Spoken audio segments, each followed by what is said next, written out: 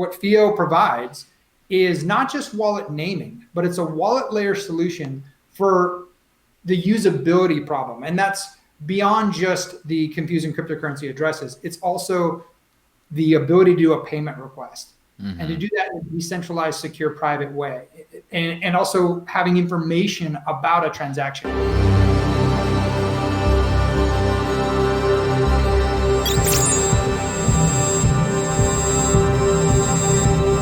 I live unbanked off of cryptocurrency, and I use Bitrefill extensively because it lets me pay with crypto at places that don't yet accept it directly. This one service, more than any other, helps me live on crypto, pay your prepaid phone bill, or buy gift cards to thousands of major retailers around the world, all with cryptocurrency, including for exact amounts so you don't have to buy more gift credit than you need for a specific purchase. You can use Bitrefill without an account, but if you get an account, you can earn rewards points, which translate to savings, and you can also hold a balance denominated in dollars or euros to protect yourself against market crashes. Go to bitrefill.com, click Create Account, and enter the referral code DCN, or follow the link in the description. So, hey everyone, I am super stoked, sorry for the terrible pun, to speak with the one and only Luke Stokes, the managing director of the Foundation for Interwallet Operability, or FIO. How's it going, man? Hey, it's going great. Thanks so much for having me. I look forward to chatting. Yeah, no problem. So, my background on interest in FIO, of course. My big background is I've been living off of cryptocurrency for 5 years now, and I just, as a daily user, I like more people to use it, and most people can't juggle those addresses like I do, and it just, it's kind of a pain. And in fact, somewhere in, I think it was 2015 to early 2016, I ran some sort of a activism project that was funded by voluntary Bitcoin donations. And one of the big things that I ran into was it's just so hard to send to random people. It's not like if I decide to send you something, that's a little bit different, where you're already committed. Oh yeah, what's your address? Let me scan. It's something in person. But if you just have some like online tipping culture type of a thing, like tip this author or whatever, you either have to go through some custodial solution, or you have to be like, what's that address? Can I copy and paste? And it's not going to work. And so I've been focused on I've been sort of keeping an eye out on the username space for a long time now. And of course, I'm a friend of Paul Pui, great dude. I love the Edge people. They're all great. There are some of the strange people in the crypto space in that they like care about adoption, care about using it in a real non-lip servicey way. So that's kind of what brought me full force. And I saw some interview he did with the great Naomi Brockwell. Shout out to Naomi.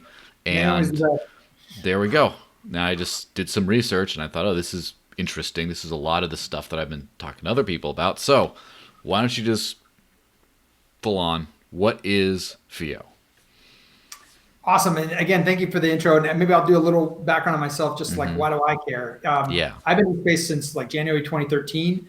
I actually ran a payment company called FoxyCart. I think there's still a Bitcoin wiki entry for FoxyCart. We were an early commerce solution that was trying to get people to accept crypto. We had thousands of stores, and it was really difficult for them to do that. It was like, nobody cared. It was like, what is this? Why is this so difficult to use? So kind of through that experience, I was directly realizing how important it was to improve the usability for cryptocurrency. And all the block size debates, that was going on, and there was no on-chain governance and stuff. So then through that, kind of got involved in the Steam blockchain, which was neat because it had human readable addresses, and it was everyday people. Anyone could figure out how to blog. And then as they were blogging, they started to learn about crypto. So I got involved in 2016 on that blockchain, eventually became a block producer. I was right in the middle of the whole Hive drama where they tried to take over the chain. I also got recruited by Eos to be an Eos Block Producer, which is also delegated proof of stake. And again, I was interested in the on-chain governance side of things, that they were trying to have a mechanism for the token holders to directly be participating in these governance challenges, which again, in the proof of work situation, especially back then, during the height of the block size debates, there wasn't a way to come to consensus very easily with the community, right? So I've just been very passionate as well about usability and how to make this like just simple for everybody. And so I eventually sold my business in 2018. And so I could focus full time on cryptocurrency consulting, advising, just really helping the space that I'm so passionate about. That's really changed my life in so many ways.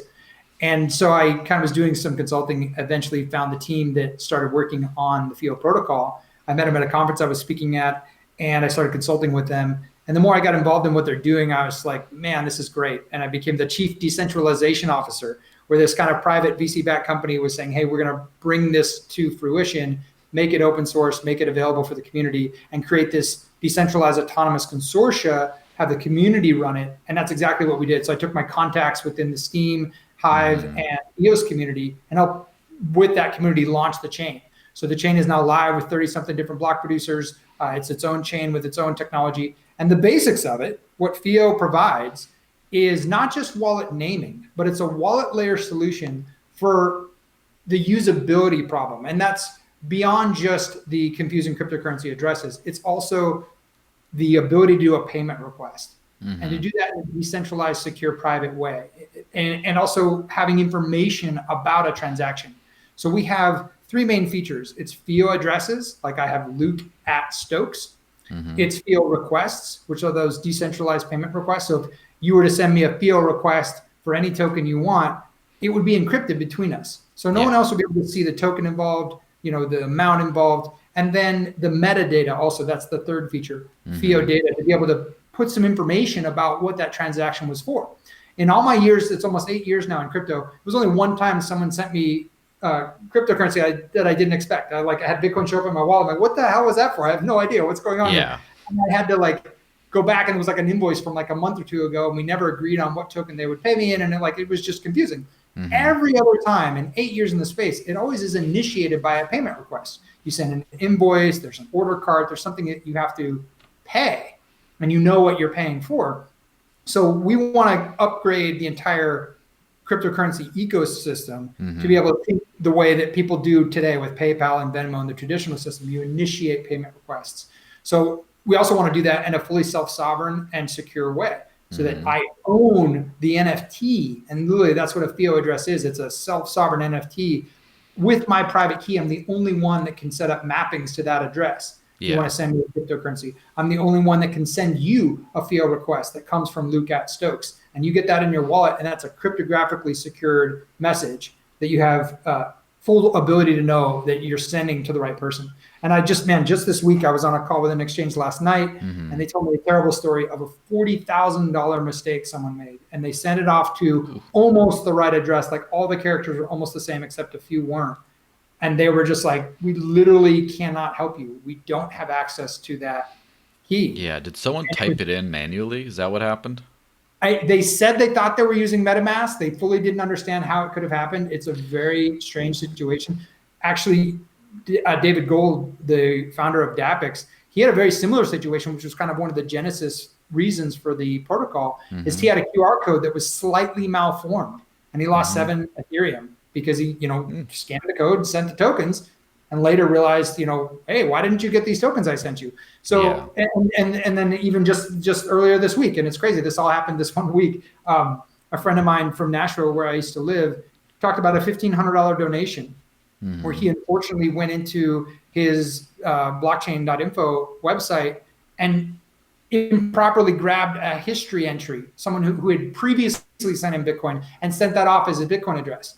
And he didn't connect the fact that that's not your Bitcoin address. And so now I had to walk him through okay, let's figure out that was for some Bitcoin Cash, Bitcoin, core swap provider. Reach out to them, see if they can help you, get you your money back. All those horror stories. So tragic, right? We're a 10-plus-year-old industry. We should be solving these basic problems by now. Yeah, and I still remember, because I used to use blockchain.info wallets way back in the day, and I still remember when they introduced HD wallets, and all of a sudden I had a bunch of different addresses, and it freaked me out. And I'm like, how come there's money going to the wrong ones? Does someone else have this? I couldn't understand. I was too boomer for that. But and then change addresses. And if anyone here has ever had to do a child pays for parent because you had a transaction stuck in the mempool for 2 days, I've had to do that. Ooh. I mean, just ridiculousness. I had recently on the Ethereum network, I was doing some DeFi stuff, and I think I had about it was like an $80 or $90 transaction fee that literally failed.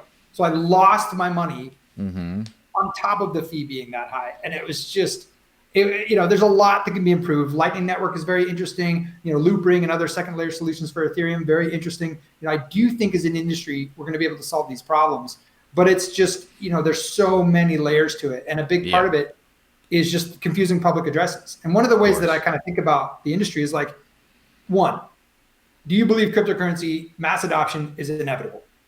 I absolutely do. I think it's the best ledger ever invented, best form of money ever invented. It's absolutely going to happen. And then the next thing you have to ask yourself, well, is it going to be just one token? Because if we're all just going to be Bitcoin maximalists, well, then we can learn to improve Bitcoin, use Lightning Network, and we'll be okay, right? And we can do naming solutions in that one silo. But I think a lot of people in the industry are recognizing that, maybe it's not the 5,000 plus tokens we have today, but it's probably going to be at least a handful. It's going to be a few dozen. It's going to be 50 or so. And because of different characteristics, smart contracts, all these different things. So then you have to say, well, how are we going to overcome the complexity of all these different public address formats, a way to send and receive crypto in secure payment requests? And this is where, I get really passionate about, okay, this mass adoption is coming. It's hindered today by this usability problem.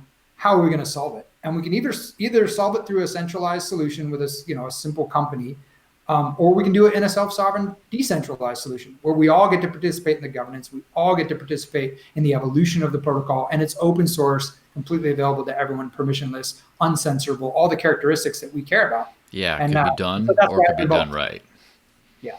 Now, I think that's one thing that's interesting about cryptocurrencies. Cryptocurrency is ultimately a communication protocol, right? Because a ledger is just information, and whatever's stored on that, you're communicating information. And when you're sending, receiving money, you're communicating value in a real way. But the actual non-value parts of the communication involved in native cryptocurrency is really terrible, right? Because like who you are, how do you get this, what is this for, all that kind of information that goes along with it. So for example, and it's a very kind of philosophical thing, but when I've used cryptocurrency and it hasn't just been, there's been always at least one other information source that has gone along with it, which is in person, I'm saying, I want to buy this. Where's your QR code? And then there it is. I scan it. That's the interaction. When I'm not in person and I'm doing a peer-to-peer transaction, I use Signal or some encrypted messaging and say, hey, what's going on? How much is it for? All right, post your address here. And then did it go through? Great. Like all that communication happens on the separate channel. You have to do like the test send, and then you have to worry about like you mentioned Signal, which is a great secure channel. Mm-hmm. But what about when it's like a text message or some random telegram, and it's like, how do you avoid what's called the man in the middle attack? Exactly. You don't have a cryptographically secure way to know that the message you got was actually not intercepted by someone else. So you have this intended recipient, but someone else could have said, no, I'll put my Bitcoin address in there instead. And you're sitting there going, hey, did you get that Bitcoin? And they're like, I didn't get it. And you're like, well, I sent it. Who'd you send it to? Well, I sent it to this address. That's not my address. And that whole process of man in the middle attack is a really important part of what a FIO request and a FIO send resolves. Yeah, so let's get into the just basic username thing. So you get a username that's a word at a word, right? That's just the format. Yep. And so that is associated with your wallet's keys, correct? Like your wallet's the way that extended works public is, key. The way that works is you basically have and it's its own chain with its own key pairs as part of slip 44 and everything. You've got that private key to control that NFT. Mm-hmm. And then there are a bunch of methods on the FIO chain, such as mapping addresses, creating FIO requests, rejecting FIO requests, all that type of stuff. When you interact with the FIO chain to do that, you don't actually have to pay fees. And that's one of the nice things about the FIO chain. Mm-hmm. When you buy that FIO address, it's yours, self-sovereign NFT, but it does have an annual renewal fee. And that goes on chain. Those fees go to the block producers. A tiny percent goes to the foundation, and then a portion goes to the wallet. So there's a kind of a decentralized business model to make sure everyone who's adding value to the ecosystem, including the software engineers who develop integrations with the protocol, are getting tokenized rewards based on those fees. Mm-hmm. But once you get that FIO address, you get what's called bundled transactions. So you essentially get interactions with the chain that are prepaid. So unlike with Ethereum, where you got to pay all these gas fees to map an address or anything like that, you can set up your mappings, you can send FIO requests and FIO data, really easily without any fees or any concerns. Yeah. So you got that one username, And so if someone else who has a FIO enabled wallet, they can just send to that username. Now, let's just say, this just popped into my mind. Let's just say that I have an Edge wallet, I don't have a username set up. You have an Edge wallet, you do have a username set up. Can I still send to your username if I'm not in the FIO system? The Edge wallet does support what's called FIO send, which is basically just a lookup. And so does the BRD wallet, the Trust wallet. We've got a dozen integrated wallets. And basically that's a very simple API call for the developers watching this. You can integrate FIO literally in an afternoon of work just to support that FIO send. So it's the idea that, Luke at Stokes, you want to send some Bitcoin, you type in Luke at Stokes, Edge wallet knows how to do that lookup, and then you get the Bitcoin address and you do the normal send. And so back end, it's calling up a new address and sending to the address every time. So if I send you 5 times in a row, it'll all on my wallet side, it'll look like I'm sending to Luke 5 times. But if you look at the blockchain, it'll be 5 separate addresses, of course, controlled by your wallet. Is that how it works? Not exactly. If a wallet wants to do like an HD wallet, let's say, if they want to do their FIO integration that way, where every single time you receive, you remap the Luke at Stokes in a deterministic way to a new address, they certainly can do that. So far, we haven't seen that many wallets do that. And partially it's because not that many wallets are that strict about their HT management, right? As far as like every interaction is a brand new Bitcoin address. That would be the ideal way to do it for privacy and for all of that. Another way to do it, if you're concerned about that particular, often that's a privacy concern, is a FIO request. And the beautiful thing about a FIO request is I can send you, or you can send me a FIO request, and the address that's in that, again, that's an encrypted message. Yeah. We have a shared QE between the two of us, but the address that's in that request does not have to be a mapped address, meaning it doesn't have to be publicly available or visible to anyone. It could be a new address every single time. And that way, you have that privacy between each and every interaction. Yeah. So if I'm just sending, if I'm sending you 5 times and our wallets have it set up to a certain way, then it could be a new address every time, but it could also be the same one. Now, if it's set up to where it would be the same one every time, but you don't want that, you could just say, wait for me to actually send you a request, so I have my privacy protected by doing it a new one every time. Is that the way it works? Yes, and we even have a FIT5 we call them FIO improvement proposals, but we have this whole documented plan. It's pretty detailed actually on a friending system, so that we could even make it more secure than it is today, where you and I could friend each other on chain essentially and have that new shared key. And even our interactions, even the metadata that you interacted with me could also be completely private and encrypted. And not only that, the mappings could be private and encrypted. So you wouldn't even be able to know what addresses that I mapped unless I gave you access to that. So I'd be able to say, okay, I'll let you have access to know what my Bitcoin address is, for example. That protocol hasn't been, that FIP hasn't been adopted yet or integrated into the protocol. But that's another beautiful thing about what we're doing, is that as a decentralized autonomous consortia, it's the community of wallets, exchanges, the companies involved in this industry, they get to decide how the protocol evolves over time. We don't just go and build stuff unless we know that the community of FIO integrated partners wants that features. And that feature is pretty exciting, but it's also a pretty heavy lift. On the wallet side, they have to do a lot of client side encryption and decryption.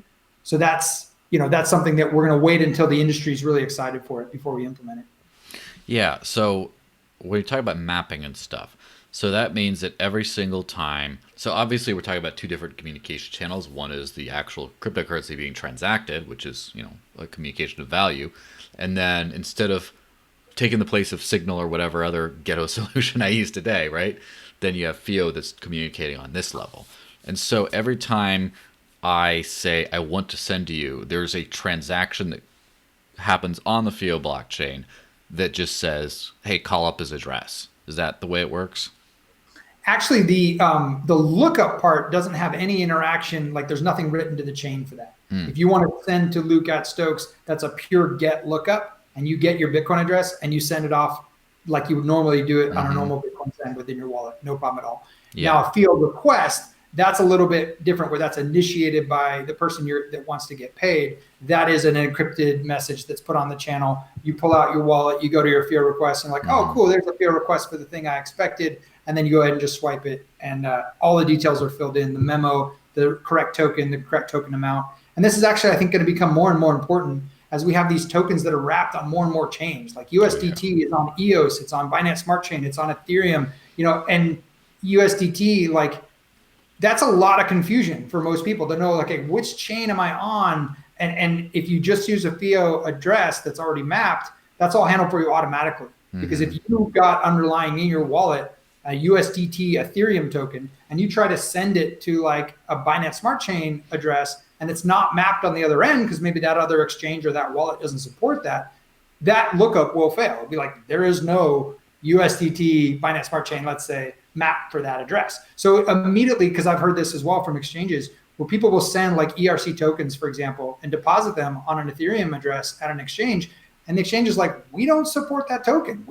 You're like screwed now. We can't spend the time to actually, get you this token back. And actually, I heard a story just the other day talking to another exchange where, like $75 is sent to the wrong address, or they didn't include the memo, and they literally have to pull off one of their engineers to go fix this. And it takes them like 5 hours to dig into the details and deal with the security protocols and everything. And now their sprint for the week is totally ruined because that dev was supposed to be doing other things. And if they just ignore it and say, well, sorry, tough luck, they get roasted on social media as being a scam exchange and everything. So it's like they're in this terrible situation with these usability problems in the crypto space. And this is what FIO was designed to solve. It's exactly why we exist. Yeah. And so if you already have, I guess, the username mapping thing, if it's a single address every single time, then I want to send to it. FIO doesn't have to do anything special. It's already there. But if it's like an HD wallet and every single time I want to send to you, it's a new address, does there have to be a FIO action or transaction every time I generate that new address by trying to send to you? Well, if you're sending to me, it's a pure lookup every time. So whatever address is mapped at that time, the moment of the send will be who gets the Bitcoin, right? And as the private key holder for that NFT, I'm the only one that can map those addresses. So if I have an HD enabled wallet that is constantly updating who is Luke at Stokes for the Bitcoin network or the Ethereum network or whatever it might be, then that is maintained by my wallet. And so it's always up to date for the person that wants to send to me. Yeah, so it doesn't like cost transactions or anything every time someone gets sent to. That's only if you want to put a request out there. Yep. And again, even with those, because of that bundled transaction idea, you get these prepaid, it's 100 transactions that you get, 100 interactions with the chain just for that. And it's about $2 a year for a FIO address. And we have promotions going right now where you can get free FIO addresses sponsored and subsidized by the foundation, because again, we got to get over this network effect. Like FIO is mostly usable in the future when everyone has a FIO address. But today, when it's kind of like, all right, we're in a dozen wallets and exchanges, that's pretty cool. But if it's not ubiquitous across the board, then you have to go through that onboarding step to get someone to use a FIO-enabled product. And then, now it's easier. And so, like, that's part of the challenge. And that's why I so appreciate being on your show, as I'd love to be able to get like a special domain for your community. For example, you could have users registering FIO addresses on your community domain that so they could be like a special VIP experience. These are really cool things you can do with FIO. Yeah. So before we get to the username versus domain thing, just the last thing on the requests. So when we send requests back and forth, I saw something mentioned about privacy regarding that. About that, for example, friends lists and stuff would make things a lot more private. So I guess the question is, what kind of data now without having actual friends list is actually visible to, I would say the general public or whoever knows how to use a block explorer or whatever? What kind of information is actually kicked out to them? For a FIO request today, you'll be able to see that these two FIO addresses interacted, and that's it. You don't get to see any other details other than they had an interaction. And you don't know if they accepted that request, rejected that request, none of that information, but you will be able to see that, this encrypted message. And so in my wallet, all I see is Bitcoin, here's the amount, and here's the memo. Because the wallet encrypts the message just for me because I have that private key to be able to see that information. But on the Block Explorer, it's fully encrypted. Yeah, so let's say I invoice you 5 times during a year, then there would be 5 interactions between us, and that's all they'd see. Now, if you implemented some sort of friending thing, obviously, since it doesn't exist yet, this is all speculation, but then would that thing be reduced to a single interaction when we would friend each other, and then everything after that would just not exist on the chain? That's actually a great question. I had this conversation with Paul, actually. He's part of our privacy committee that has been evaluating the FIT5, is that whether or not we want to have that initial interaction on chain or completely out of bounds off chain. Because that was another privacy enhancing approach where we would share you would know that I'm Luke at Stokes because it's on Twitter, for example, and I would know that who you are, and we would basically go into our wallet and manually say, hey, I want to be friends with so-and-so, and as long as that interaction happens, we have the shared key that we need. In addition to that, though, you're right in that the interactions at that point forward would literally be Luke put an encrypted message on the chain, and that's all you'd be able to see. You wouldn't be able to know who the other person was interacting. But again, it's a bit of technical work for the client, then has to download the latest packets, decrypt them, and look at them and say, okay, is this for me? And so that's why we haven't had a whole bunch of movement today on that feature, although I'm personally very excited about it. I think this is one of the clear distinctions between the FIO protocol and other wallet naming solutions, which are also doing aspects of DNS and other different things that are inherently public and transparent. Like DNS by its very nature has to be completely transparent. Whereas wallet naming, we believe, should be as secure and self-sovereign and private as possible. And that's why we put so much effort into FIT5 and these privacy solutions that we've been thinking through. Yeah, so now we go to the username and domain thing, right? Because one thing I've noticed in these kinds of different solutions is, for example, the other day I was talking to the CEO of Handcash, which is that Bitcoin SV wallet that has handles that basically works like that. But again, it's just like a single username. And on the other end of the spectrum, they have Paymail, which is a username at something.com, for example. And so now we have 2 items right here, right? We got the name and the domain. So first off, who has the domain and who controls what shows up at these domains? Like, say, at Edge, right? That seems like a pretty simple thing, right? Yeah, it's an interesting approach that we took, and I think it's really important in that it's the combination of the username and domain that makes your FIO address, which is your own self-sovereign NFT. Once you have that, it's yours. No one can take it away from you. You have full control over it, regardless of what domain it's on. As far as the domains, the only additional feature that a domain has is the ability to be marked as private or public. So for example, I bought the Stokes domain, and it's currently marked as private. No one can register an address on the Stokes domain unless I registered on their behalf. And so what that enables, for example, is some interesting ideas. If I'm an exchange and I've done a bunch of KYC on all my users, let's say I've got 100,000 users and I did KYC on all of them, I could actually register FIO addresses for all of them and say, this is a verified user at my exchange. Well, we've now solved the symbol attack problem for airdrops and giveaways. Yeah. Because you can say, hey, if you have a FIO address on this private domain that only that exchange could create, now you have that self-sovereign NFT. I can use it anywhere, map it however I want. But the key being, I was only able to create that because I had that KYC with them.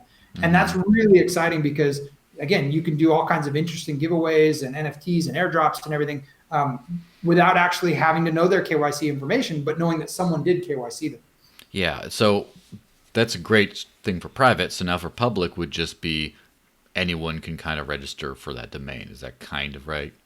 That's exactly right. So if you create a domain, you own a domain, and you make it public, anybody can register on that domain.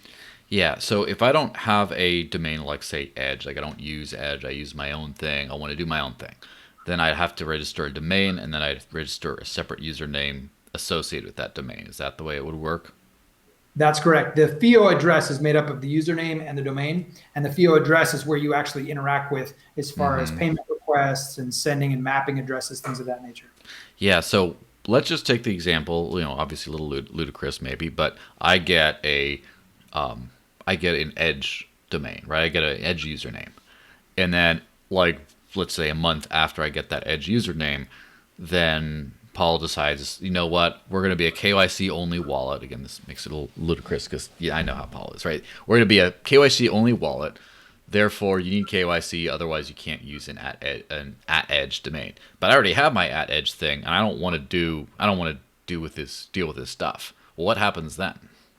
It is a full self-sovereign NFT, and that's one of the beautiful things about FIO. You control the private key. You can export that private key. You can import it into any other wallet or FIO-enabled product, and you have full control to update your mappings so that all your crypto goes to that other wallet. You have full control of it, no matter what.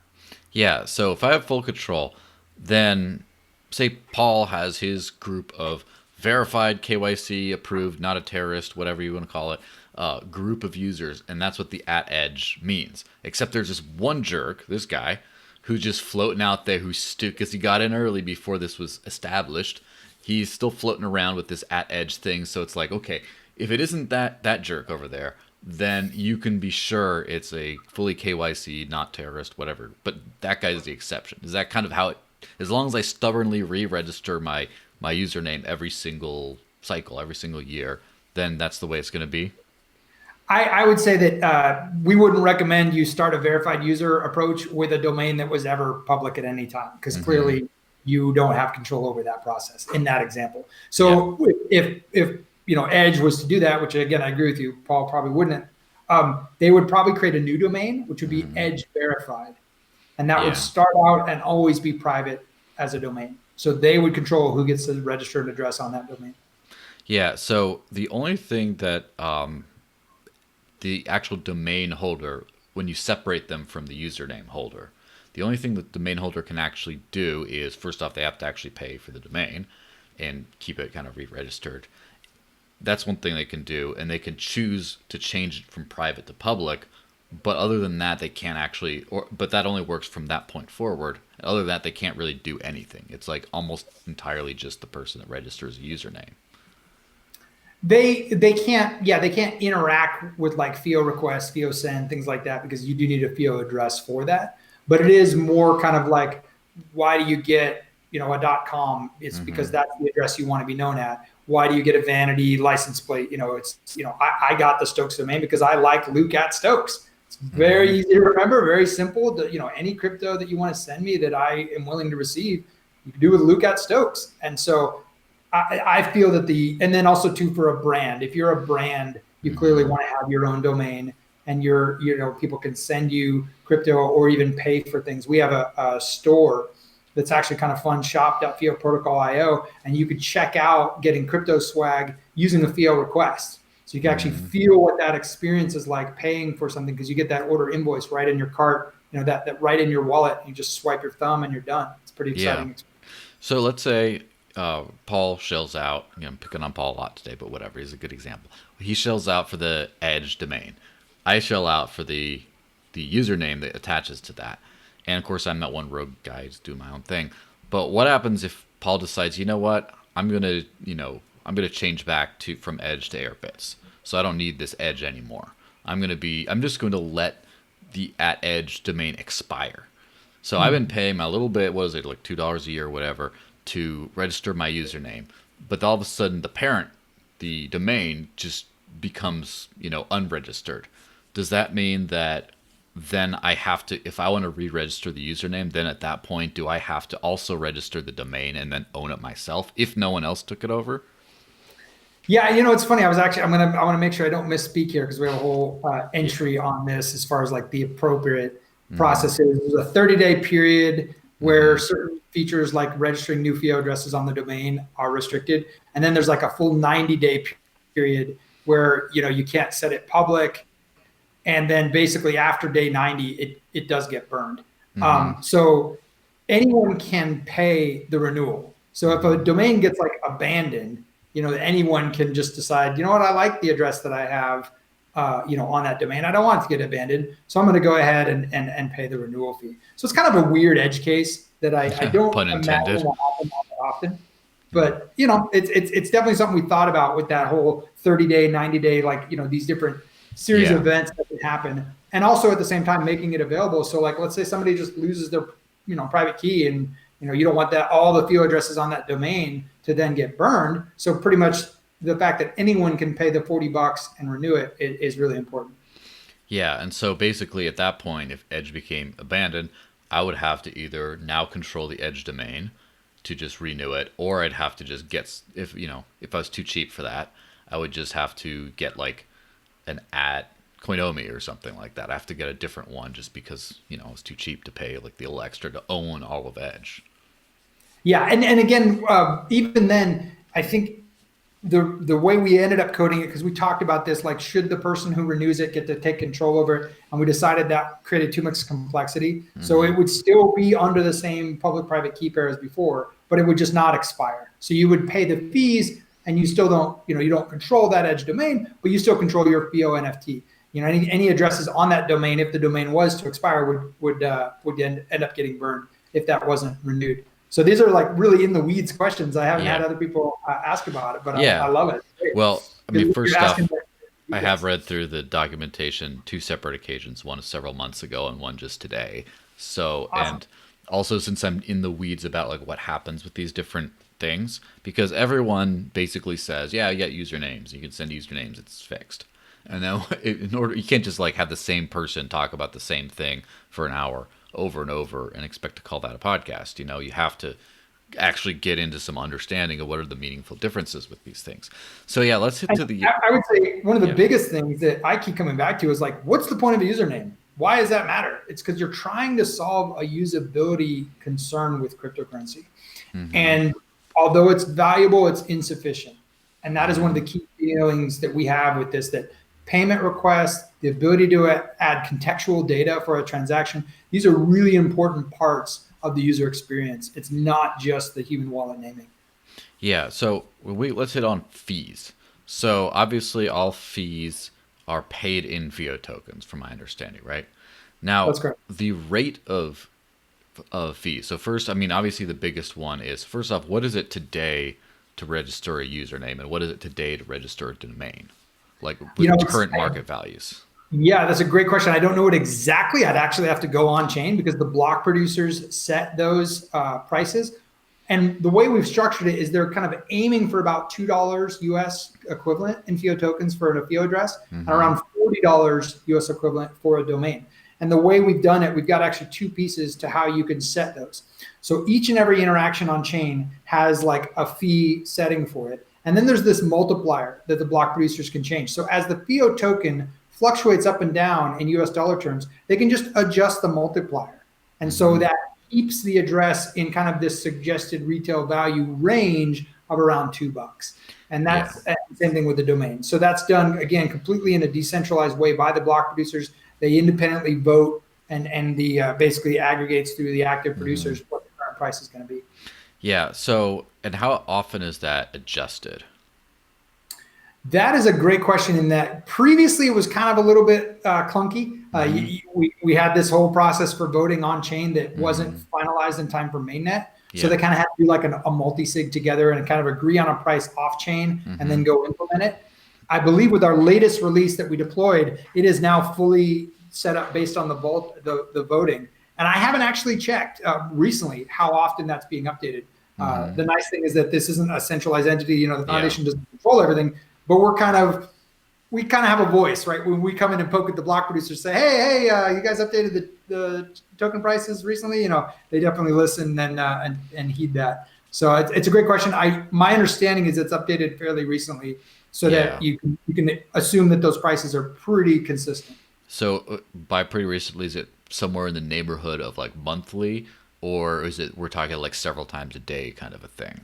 It's designed to be done several times a day, and there are some that have set up a cron job, so that's just constantly, they're pulling down the price feed and they're updating it. I can't say definitively how many of the top 21 elected block producers today, the consensus producers, have that in a regular cadence. But we have a block producer meeting next week, and that's a new topic I'm going to ask for. Yeah. So go back to say I have, let's leave Edge for a second. I have a Coinomi wallet, which I do have one. Hope I'm not doxing myself too much here, but whatever. And say I get a Coinomi, I use Coinomi, get a Fio username. So I'm Joe, let's say, Joe at Coinomi. And then every year, or possibly sooner if I run out of credit interactions, right, I would pay $4 or, was it $4 or $2? $2. Yeah. I got that confused with the domain thingy. So I pay $2 a year to just keep that going. Or if I'm just an absolute transaction hog, let's just say $250 to $3 a year because I have to keep on renewing quicker. But so that's just kind of like what it costs. Now, under that edge case, again, of say something like edge going defunct, and then if I want to keep that at edge username, I'd have to pay the re-registration.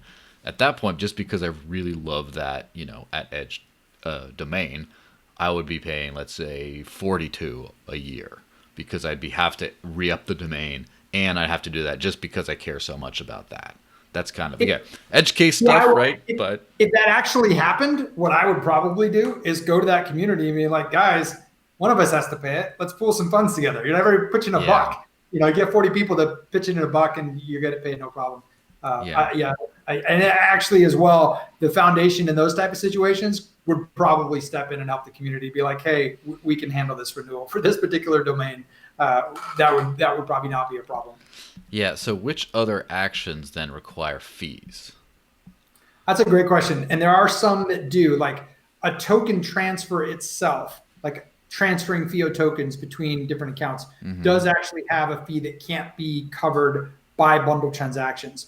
And there's a reason for that, in that, like, I don't know if you've used Eos before, but like the complexities of having to stake for all the different pieces of RAM and CPU and bandwidth. And it's like, it can be really, really frustrating and confusing.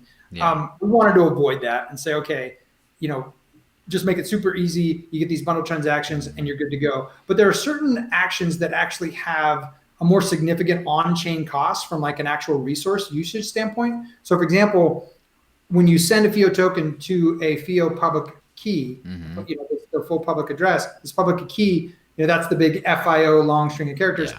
It generates an on-chain account, and those are, they live on forever. And that's a cost to the blockchain and the block producers, and every other node that has to be, fully synced up has to store that information. So there is a cost there. And so that type of interaction isn't eligible for the bundle transactions. Like, you're gonna have to pay a fee. I think it's about 5 cents or 7 cents, something around there. It's not a huge fee, but there is that kind of, per transaction fee. And that's probably actually less than that. I haven't checked recently, but it's, there's that.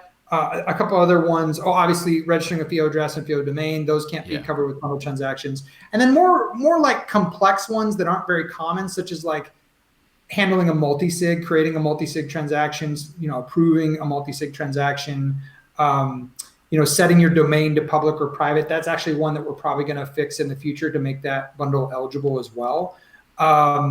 Registering as a block producer, registering a proxy, claiming your rewards as a BP, I'm just looking through the list here. So like a lot of sausage making kind of things, like not really anything. Like really complex custom authorization permissions. Let's say I wanted to give you permission to register addresses on my private domain. Let's say, for example, I want to keep my domain private, but I want to give you a custom permission that you can actually register addresses on my domain. I could set that up as a custom permission on the EOS.io permission system. But, I'd pay a little bit of FIO, a tiny bit of FIO to do that. Yeah, so which ones are bundled again? The bundled ones, the main ones that, really kind of people think about on a regular basis is, burning a FIO address, adding a public address, removing a public address, sending a new funds request, rejecting a funds request, canceling a funds request, creating what's called OBT data. That's like the metadata about a request. So like a note, a memo, that's bundle eligible. And then as well, you have like voting for block producers or voting for a proxy and doing a proxy vote. Those are all bundle eligible. Yeah. And so if you say, didn't do very well at math at school, but if you do say $2 a year for this, and that's 100 of these actions, then if you're just paying for the action, it'd be like 2 cents per action, right? So like you generate, like 100, but obviously there's stuff, obviously a lot of that cost is like around having the actual username and stuff like that. Yeah, it's relative to a number of things. We factored in kind of like the CPU cost for the node to generate that transaction, this long-term storage, the short-term storage, because there's certain things that will expire over time. And so there's a lot of kind of technical sausage making that went into how we set those. And again, it's completely up to the block producers. If they decide that the cost of running the network is cheaper than it was before because computers get cheaper, faster, and better, they can lower those fees without a problem. And we do think that as more and more people are using the network and the value of the network goes up, I mean, we've got like a calculator where you kind of plug in some assumptions about the number of people using cryptocurrency, the number of people that get FIO addresses as part of that usage of cryptocurrency, and the number of people that buy domains. About 10% of the people that have an email address might go get their own website domain, for example. These are the type of things that we started looking at. And it quickly becomes, $1 billion plus network. And this isn't financial advice, but it's kind of an easy way to back into like, what is the value of this network if we all start using it? And then all of a sudden it becomes a very interesting idea to say, wow, if you then become like some major, let's say it's like eBay or Amazon or, some major vendor is using FIO requests as part of their payment system, then they all of a sudden have a pretty significant demand for FIO tokens. So it's really interesting. And we've done a really poor job actually of talking about the tokenomics and like the value of the network itself and why like even owning a FIO token matters. Yeah. And that's one thing that we've been thinking about more recently. And obviously we have to be very careful. It is a utility token. It's not a security token. It's not an investment or anything like that. I want to be real clear. It's not investment advice, but it's just really also, the tokenomics of this distributed business model and the value of the network for all the participants is really interesting. And it's one that, it's a story that we haven't really told much as an organization that we're realizing we kind of probably should. That's so many projects out there shilling these ridiculous tokens that have no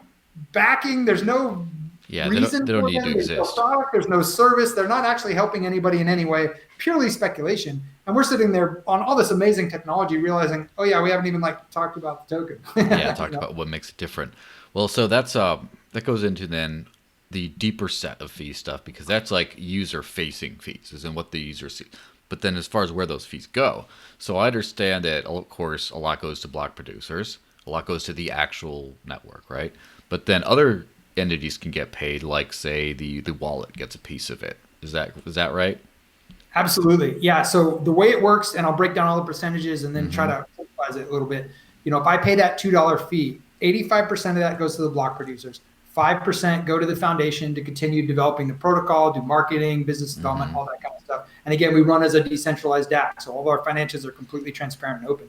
And then 10% goes to the wallet. We call it the TPID, the Technology Provider ID. Whoever basically initiated that transaction on chain gets that 10%. In addition, and this is a really kind of interesting feature in the tokenomics, there's 12.5% of all the tokens that will ever exist have been set aside to be minted as user bounties for an additional 40% to go to the wallet. So what that actually means is if someone spends $2 to get a FIO address, a full $1 of FIO tokens goes to that wallet. So it creates a revenue model. And a lot of these decentralized non-custodial platforms, they don't have a revenue model. They're just like trying to figure out like, how do we make money off of users using our wallet? And this creates a model, even for an open source project, to say, hey, if we onboard someone through this process, we get that TPID reward. And the other nice thing about it is that the foundation currently is, and it's open source, anyone can host it as well. We have a FIO registration site where you don't even have to have the FIO token to be able to buy a domain or buy a FIO address. We've got it set up with a Coinbase Commerce backend where you can pay in Bitcoin, Ethereum, MakerDAI, Bitcoin Cash, like a number of different tokens. So the onboarding experience is really easy for anyone who's like, all right, I want to get a FIO address, but I don't even have any tokens yet. That's not a concern. Yeah. So when you have that 10% bit that goes to the wallet, so let's just say I'm some crazy hacker man, because there's so many of them out there, and I make my own wallet, and I say, oh, as I'm building my own wallet for just me and whoever else I want to use it, right? Then I say I want to integrate FIO. Does that make me the person who gets the 10% if I build a wallet from scratch?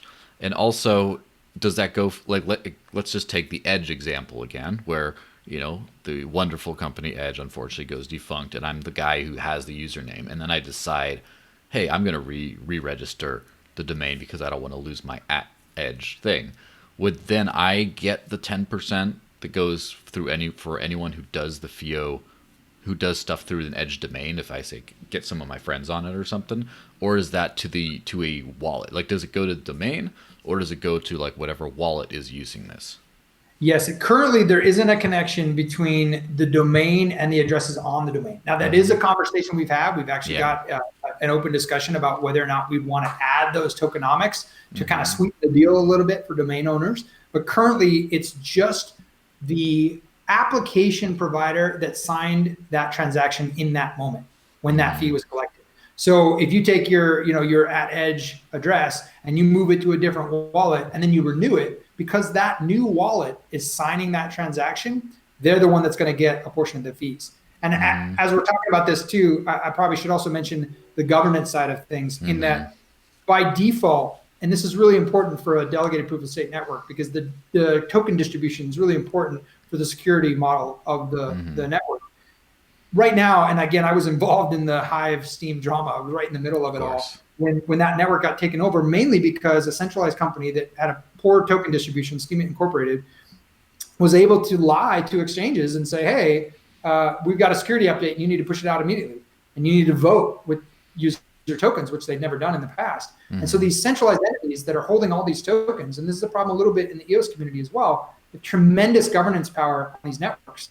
And so what's beautiful about the default mechanism of governance in FIO is that if I'm a non-custodial, decentralized open source wallet, by default, any FIO tokens that are in that wallet are set to proxy to that wallet owner. So they can set a proxy. So let's say you've got this amazing product and millions of dollars of FIO are in your wallet, that customers are using, even if it's non-custodial, you now have a voice in the FIO system because you have those tokens and that token weight onto your proxy so you can look for the best block producers. Because that's a direct part of your product, right? If the block producers aren't doing a good job and you can't send and receive FIO interactions very quickly in half a second or less, then that's a problem. So that's why we've designed the governance model to not just favor the centralized exchanges, but to favor the decentralized non-custodial wallets as well. And as part of that process, the idea being that we do want the companies in the ecosystem to be involved. And that means it's a decentralized autonomous consortia, a consortia of these main industry providers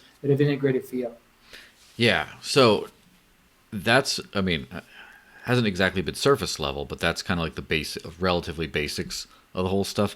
Now it's time for like the devil's advocate sort of portion of things in a few ways. So first off, because we're just talking about this, we're talking about involving providers and stuff like that. And it's funny because not too long ago when I was kind of had this in my head, a few hours ago, I put out some tweet that's got some little bit of traction about basically if someone's trying to charge you for something that should be free, everyone kind of understands that you're being scammed.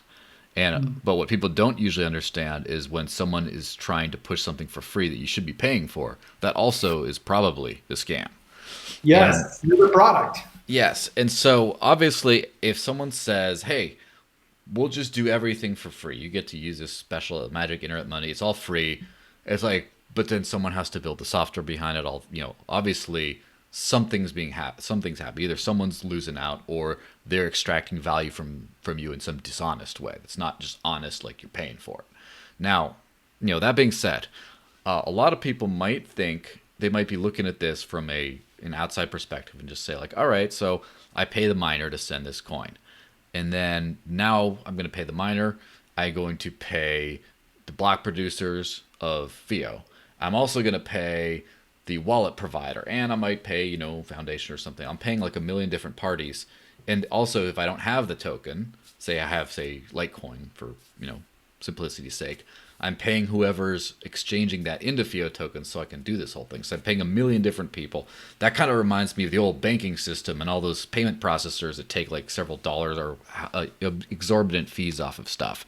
So just what do you think about, how would you respond to something like that? That's a great question. Sorry, I think my network stalled there a little bit. So if I cut out or anything, just stop me. But it's to me, there are always real costs on a blockchain. If anyone tells you that something's free on a blockchain, they're not being truthful to you because the block producers, the validators, they have to store this information. If you had something free on a blockchain, I could just set up a script to just hit it all day long until that blockchain is dead. And so there's always going to be fees on a blockchain. As to and again, I ran an e-commerce company, FoxyCart, so I dealt with the merchant providers, the acquirers, the gateways, all those middlemen taking fees.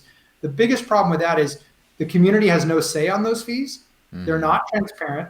and they're really screwy. It's like, oh, well, depending on what bucket you're in, that was a rewards card, so you have to pay these crazy fees, and that was a business, card, so you pay different fees, and it's like super not transparent and super ridiculous, frankly. I mean, some of the fees in the traditional payment space is appalling.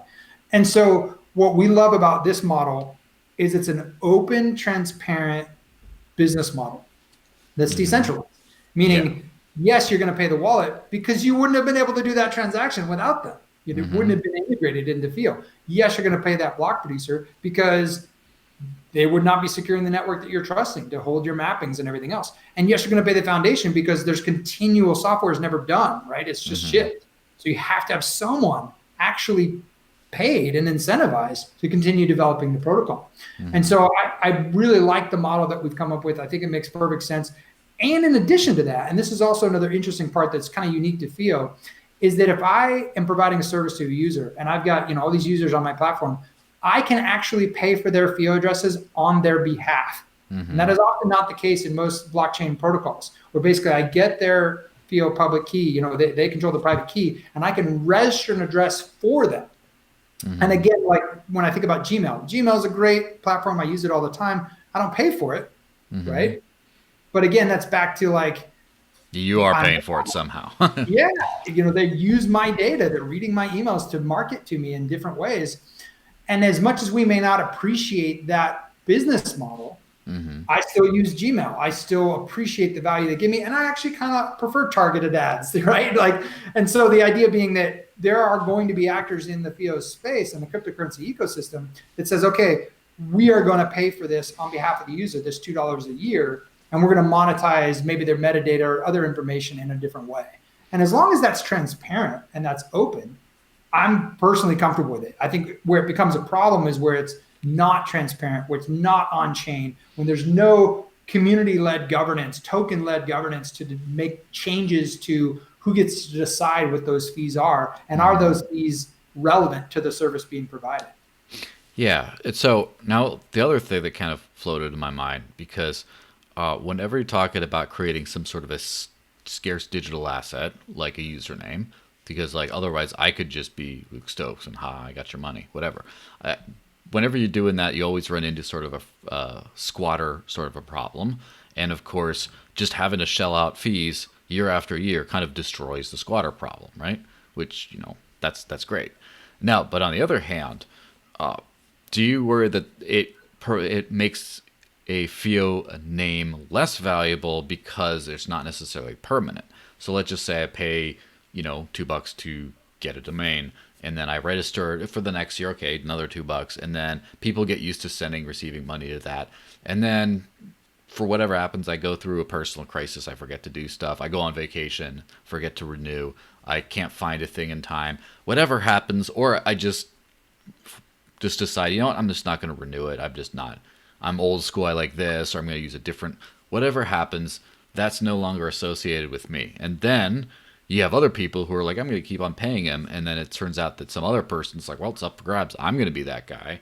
I know he has a lot of people. I know he runs a, again, maybe not yet, but in the future, successful podcast that everyone's always tipping him and saying, you put out great content, and they're sent into that domain. And now someone's just like, you know what? I'm going to pay like a couple bucks a year and just start raking in all the money until people get wiser to it, because he didn't tell everyone in the world, or there's some old, YouTube videos of descriptions in there that say send to, Joel at Digital Cash Network or whatever.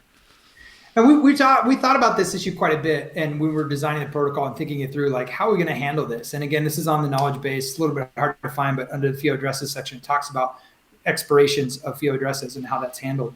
And we've gone with a 90-day window. And again, there's a 30-day window where certain features get disabled, and then there's a full 60 additional days. And 90 days, a full quarter of a year, it's like, if you haven't interacted with something, you haven't used it, people haven't noticed that certain features have been disabled, it's probably not that active in your life. It's probably not something that you care much about. That was kind of our compromise. If you go further than 90 days, you get to the point where it's just like, it kind of gets ridiculous, where you could have all these addresses, and like you said, you've got the squatter problem again. Yeah. That's the current compromise. I feel like it's a pretty good compromise because after 90 days, if I haven't bothered to renew something and it's been disabled and has all these features that are, then it's like, what are the chances that someone's going to send me any meaningful amount of money or significant money without first checking to make sure that I still own that? Because, after 90 days, it's gone.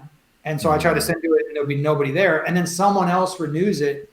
And if I was going to just send you money, but I hadn't talked to you in 4 months, probably not very likely, right? I would probably check in with you to be like, hey, I'm about to send you money. Is this still the right place I should do it?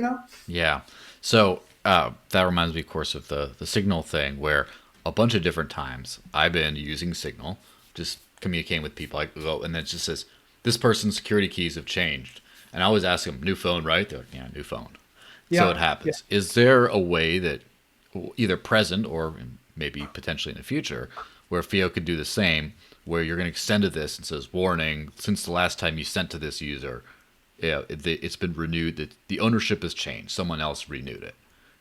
And it could be like someone decided to switch up how they renewed it in a way. Like they let it expire so they could change the wallet that it's in or something like that. But then for a way to let them know. That could actually be done right now because we're actually rolling out in the next major release the ability to transfer FIO addresses. You can currently transfer FIO domains, but we don't yet have the ability to transfer FIO addresses. In addition, we're going to have Ethereum wrapping of the FIO token and the FIO NFTs. So we're hoping to be on OpenSea, so you can buy, sell, and trade the domains. But when a FIO address gets transferred, the wallet could certainly do that even, once that feature is live, even now, and that they could check the history of that NFT and recognize that it changed ownership between the last interaction. So you could certainly put up a warning and say, hey, this NFT was transferred to a different key pair, a different FIO public-private key. Are you still sure you want to interact with them? That could definitely be added without a problem. Yeah. So the final, I guess, crazy question was sort of feature looking, right? So right now it seems like FIO is mostly about facilitating financial transactions between usernames. And then, of course, in the future, you're going to get contact lists and things like that. And then, of course, there's extra data associated with invoices and payments that are associated with that. Is that the limit of the scope of the vision? Or are you eventually going to try to do something like maybe add smart contracts or add some extra bit of data or add like a full decentralized identity platform, not just for sending and receiving cryptocurrency, but like for all kinds of things, like a unified crypto login? No, it's beautiful. There's so many amazing things that can happen with this protocol. The analogy I like to use often is when you think about the internet, it was around for more than 10 years until HTTP came out. And when the HTTP protocol came out, you got, and I don't know how technical your users are. We're being pretty technical in this conversation, so hopefully they'll relate to this. But you've got like the World Wide Web and web browsers, this user experience, this layer on top of the internet that created an explosion of experiences that we now enjoy that we consider part of the internet because of this HTTP protocol. So I do believe with the FIO protocol, and I'll give some examples real quick, when this is live and ubiquitous across the entire industry, there's going to be all kinds of really interesting ideas, just like there was like even this streaming call we're having now or Netflix, all these other things that they couldn't even imagine in the early days of the ARPANET and all these kind of things. I do believe there's going to be some really cool ideas. And I'll give some examples that have already come up. Private key splitting. The idea that I could take my seed phrase, split it up into a whole bunch of different pieces and send FIO requests to my friends so they have a copy of it encrypted in their wallet. And now if I lose my private key, I could be like, hey, remember that message I sent you like 6 months ago? Can you go tell me what that word was? And they're like, yeah, no problem. And they have it encrypted on their phone and they can get that word back to me. And I can reconstruct my seed phrase to get my private keys. That's one example. Another one would be multi-signature routing, which is like a really interesting idea. Multi-sigs are really complicated usually, figuring out like, all right, who needs to sign next? And have I gathered all the signatures? You could do that really easily with a FIO request type experience. It's like, hey, you're part of this board of directors, you're on this nonprofit, you're part of this multi-sig. Maybe your community, your neighborhood has some project where everyone spends in funds and they make decisions together like in a DAO, how to spend it.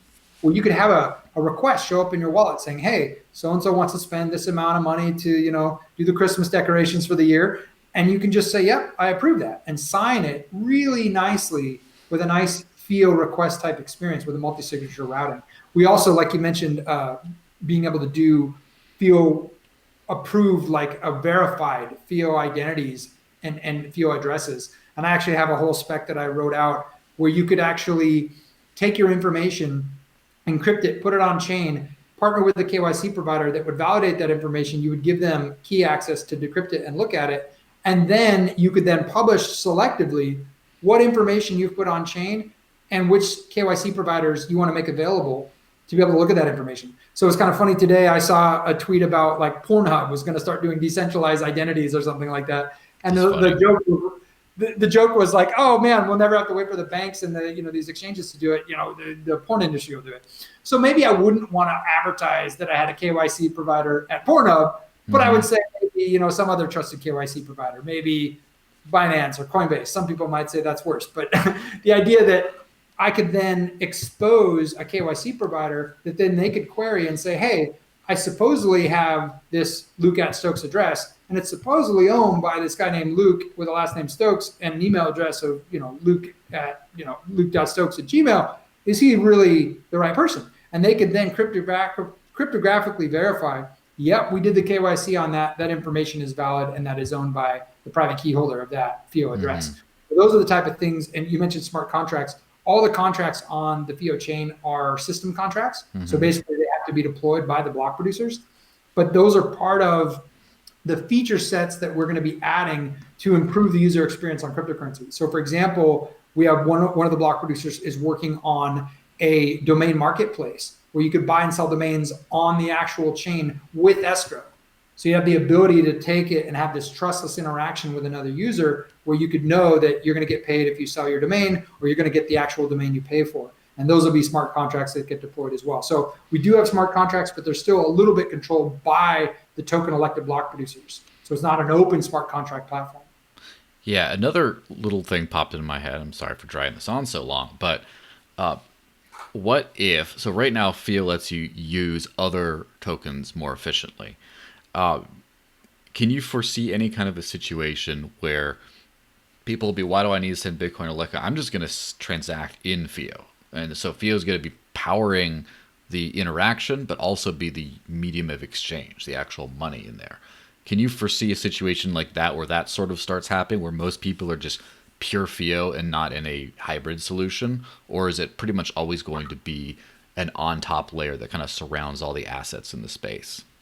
Yeah, it's a great question. I mean, we're a few months into now, actually 2 months using FIO requests, paying those that have active worker proposals with the foundation, with the DAO, in FIO, using FIO requests, and myself included. A number of them get paid in multiple tokens. So they get paid maybe USDT and FIO. They get paid in Bitcoin and FIO. So already we're doing that today, where people are holding FIO because they're, again, thinking about the future value of the network and they want to participate in that potential future. So I certainly see that. I also see a potential, and we already see this kind of on EOS.io as an example, PBTC. It's like a wrapped Bitcoin that you get all the features of an EOS chain where it's 500 milliseconds, block times, it's feeless based on the resources you stake. It's really usable, useful experience. And you don't have to wait, an hour for your transaction. You don't have to worry about getting stuck in the mempool and having high fees. So I've also been thinking about what would it look like to wrap a whole bunch of other tokens on the FIO chain directly using oracles and these kind of approaches that are being done now in a way that we could really make crypto easier for everybody. Because right now, there's all these layers of cryptocurrency usability, and we're solving one important layer, but there are others like Ethereum gas fees that are too high, or the mempool getting full on Bitcoin, or you process a transaction and it fails. And the idea being, what if we were able to wrap all those tokens in a FIO experience? And we haven't spec'd that out yet, but it's something that I'm really interested in exploring, because then we can really solve most of the aspects of using cryptocurrency, make it easy and joyful through the entire experience. Yeah, well, fantastic. I think that's pretty much everything. So let me just let you tell people where to go to find out more about both you and about FIO, and then get started and all that cool stuff. Excellent. Thank you so much again. I'm at Luke Stokes, just at Luke Stokes on Twitter. I'm also Luke Stokes in Telegram and Luke Stokes on Hive. Most places you can find me there. The FIO protocol is join FIO on Twitter, and the website is fioprotocol.io. And if you go through there and check out the little banner at the top, there's a way to get a free FIO address in a number of wallets currently. I don't know how long we'll be able to keep that campaign up, but you can get a free FIO address in the Edge wallet, the Infinito wallet, Garda wallet, Scatter wallet, I think also the Midas protocol. So there's a lot of opportunities today to get yourself a free FIO address. I'd love for you to do that. If you heard about FIO through this podcast, maybe we could do some kind of fun thing on Twitter, and you can do like a FIO request for some tokens. And shout out, put in the memo or something. Hey, Luke, I heard about you on the show. But again, really appreciate all the in-depth questions you had. And I hope that as the conversation continues about usability and how it relates to wallet naming, that we can continue thinking through this as an industry together and get out of our little siloed thinking so we can all work together. Yeah, well, absolutely. Yeah, well, thanks very much for being on, and I'm sure have you on again at some point in the future. But yeah, this will be great.